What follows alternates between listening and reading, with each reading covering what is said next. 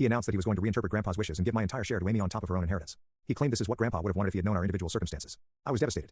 Not only was this clearly illegal, but it was also a painful reminder of how little my parents valued me. I tried to reason with them, pointing out that Grandpa had always treated all his grandchildren equally and that he was well aware of our situations. My mom then accused me of speaking ill of the dead by suggesting Grandpa would have wanted anything different from what my dad was proposing. I brought up specific memories of Grandpa encouraging my academic and career pursuits, but my parents dismissed these as misunderstandings. They claimed Grandpa had privately expressed concern about Amy's future and wanted to ensure she was taken care of. When I asked why he hadn't just written the will that way, they didn't have an answer. Amy, for her part, seemed uncomfortable with the situation but didn't speak up against our parents. When I tried to talk to her privately, she just shrugged and said, "Mom and Dad know best." It was clear she wasn't going to be any help. Feeling hurt and betrayed, I reached out to my paternal grandmother, Grandpa's widow, for advice. She was furious when she heard what was happening. She told me that this was absolutely not what Grandpa had intended and that my parents had no right to change the will. Grandma shared some information that shed new light on the situation.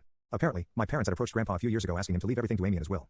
Grandpa had firmly refused, stating that he believed in treating all his grandchildren equally. He had even added a clause to his will stating that anyone who contested the equal distribution would forfeit their share. Armed with this information, I confronted my parents. They were shocked that Grandma had told me about their previous attempt to influence the will. My dad tried to justify it by saying they were just looking out for Amy's future, but I could see the guilt on their faces. Grandma took action immediately. She contacted her lawyer and the other executors of the will. She also reached out to my dad's siblings, who were equally outraged by what my dad was trying to do.